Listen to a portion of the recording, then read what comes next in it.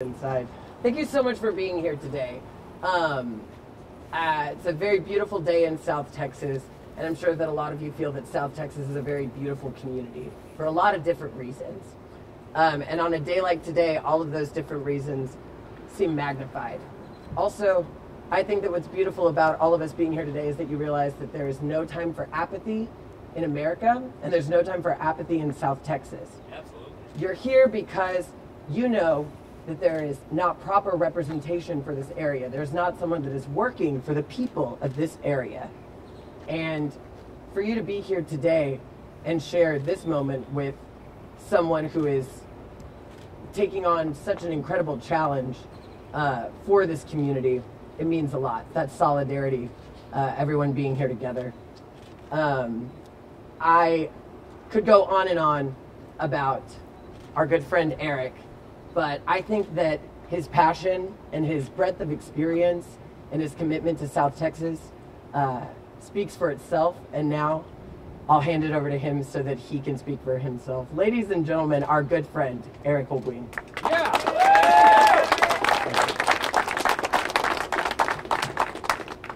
How's everyone doing today? It's a little hot out here, so I'll try not to make this an hour-long speech. Do some adjustments. So thank you all for being here. It's great to see a lot of faces, familiar faces, new faces, and faces I've known my whole life. So yeah, thank you. Also a big thank you to my family for being here. My parents, Alfredo and Carmen Holguin, my brother and his beautiful and expecting wife, Evan and Darlene Holguin. My older brother, Evan, couldn't make it today. He's up in Dallas protecting citizens up there. And my little sister had to work, so she had to, she unfortunately couldn't join us today. Also my grandparents, Rosa and Leo Perez, and my aunts, Dalia and Cynthia, and my other uncle, Al, over there, who's shy. So my name is Eric Holguin, and I proudly stand with you today to announce my candidacy for the Democratic nomination to be your United States Representative for the 27th Congressional District of Texas. Yeah!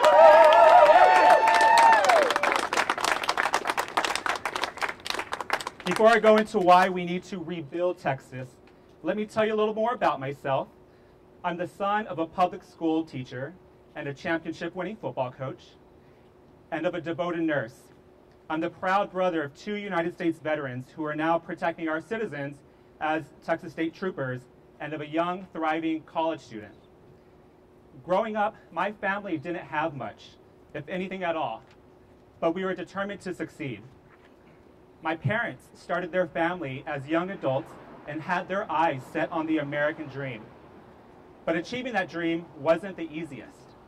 They had to fight for everything they had just to keep food on the table for their kids. They had to fight to keep their benefits through their jobs, to keep their family healthy. They had to fight to make sure their children were on a path to achieve their own dreams, no matter what they were. My mother did this while working a part-time job, going to nursing school at Del Mar College, and raising kids, while my father was in the classroom and on the field, molding the minds of our future generations of Texans and his own kids. They wanted to see their kids happy and successful, something that we could agree that every parent wants for their children. Growing up in the Coastal Bend and South Texas, my parents couldn't afford to take us to Disneyland or Universal Studios for vacations. Cole Park was our Disneyland. The aquarium, the Texas Zoo up in Victoria was our Universal Studios. We couldn't afford to eat at fine dining restaurants, or any type of restaurant actually. Going to one was always a treat for us, for a birthday, for a graduation, or a special occasion. In order to put food on our stomachs, we lived off tostadas, or as my mom corrected me, chalupas, or my dad's very overly well-cooked hamburgers. The hamburgers, you know, we had to pretend that they were delicious, but the tostadas/chalupas, whatever you want to call them, were always good. Us Holguin children had all our minds molded by some of the greatest public school teachers in Texas, and I'm a proud alumni and Islander from Texas A&M University Corpus Christi. So public service runs in our family. It's in our blood. It's a family obligation to serve our country in one form or the other. From public school educators to state and federal law enforcement officers, to my grandfather, Leo Perez, who's a retired Justice of the Peace up in Jigsaw County. All of my family members have inspired me to carve my own path in public service and fight for the communities that have been pushed aside and left behind.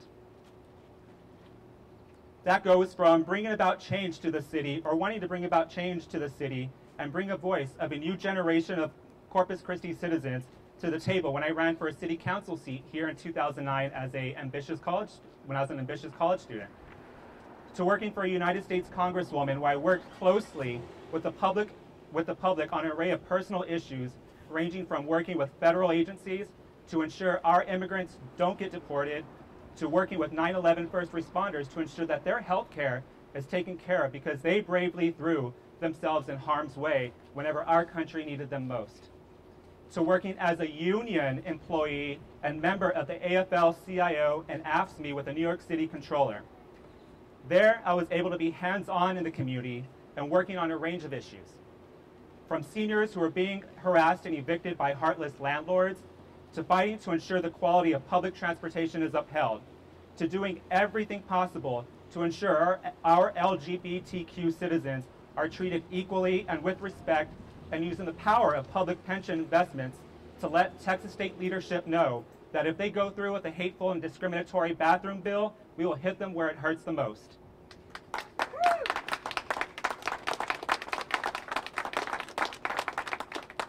To working with communities of color and the struggles they face on a regular basis on their own turf.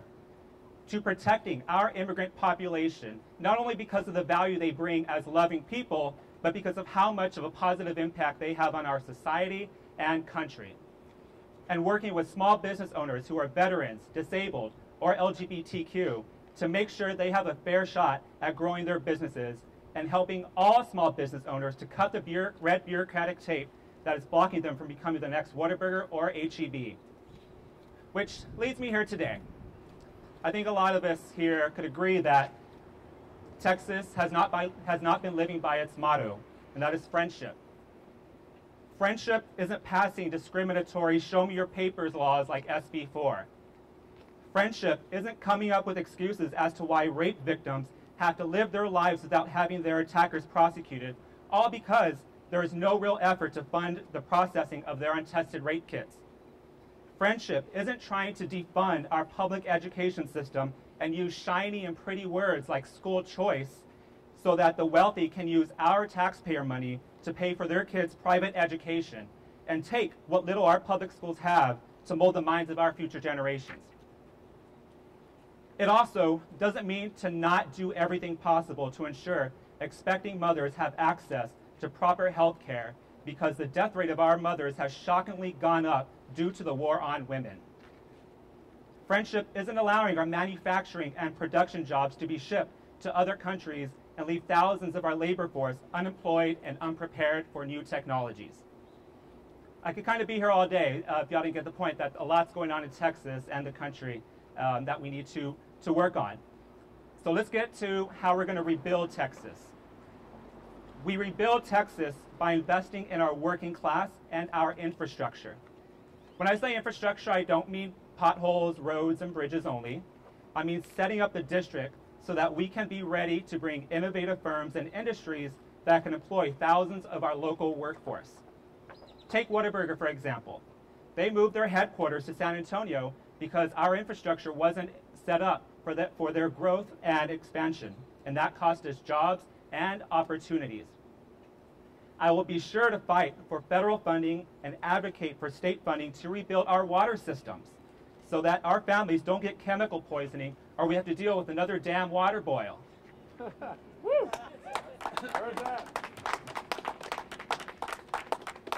We need to prioritize resilient infrastructure and set stronger building codes so that when the next Hurricane Harvey hits, we are strong, we are prepared, and we are ready to get back on our feet immediately, not play catch up and scatter for resources that some of our communities are doing now. I've been spending time out in Rockport and Aransas Pass cleaning up, serving food, and just being supportive of the local citizens there. And a lot of them have nothing. They're living in tents, and everything was blown away, literally. And I was speaking to some of them and some of Blake's constituents, and they have not seen him or have heard from him at all in their district. One of them was a gentleman named Carlos. He lives up in Bayside, and he's dealing with immense bureaucratic nonsense to get back on his feet and in a livable home, and he is sick of it. He even reached out to Blake's office to seek assistance, and guess what he got? A whole lot of nothing. And that's not the response you'll get from me. And being a do-nothing representative is not how I will operate, because my parents didn't raise me to be lazy or take the cheap way out. I wasn't handed a silver spoon. As a working-class Latino, I had to work for everything I had. Rebuilding Texas means energizing our local economies and jobs so that we can afford to take our kids to Disneyland. Small business owners need to be able to expand to new markets so that they can not only grow their companies, but also hire our local talent at the same time, which creates more jobs. I believe in protecting the Corpus Christi Army Depot and Naval Air Station jobs because we don't need for-profit companies coming in and telling our hardworking men and women how to do their jobs or how to operate, or bring their cheap for-profit practices so they can put more money in their shareholders' pockets. Now, they could keep all that, and they could take Farenthold with them.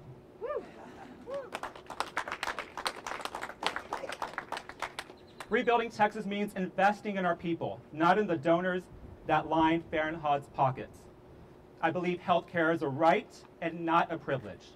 No one deserves to be left behind to fend for themselves, all because they can't afford our country's overpriced medical care or outrageous prescription drug costs, which is why I believe in a single-payer healthcare system that works for the people.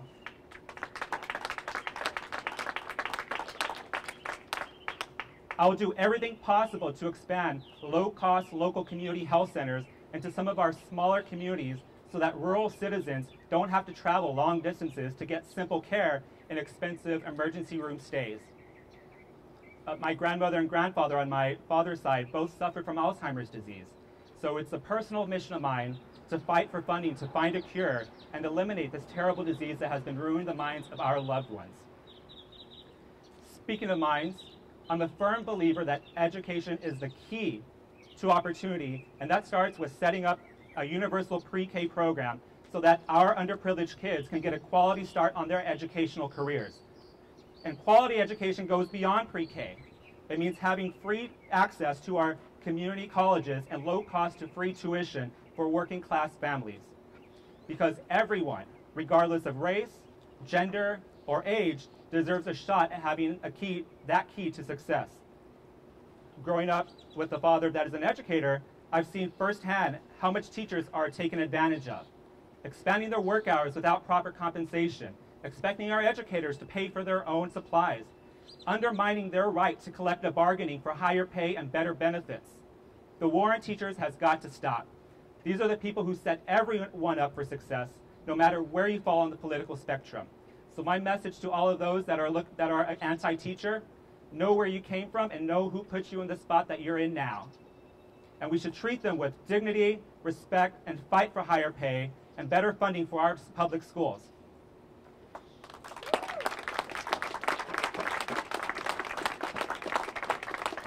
As a child who suffered from severe asthma and still relatively suffers, I can personally attest to the negative impacts of climate change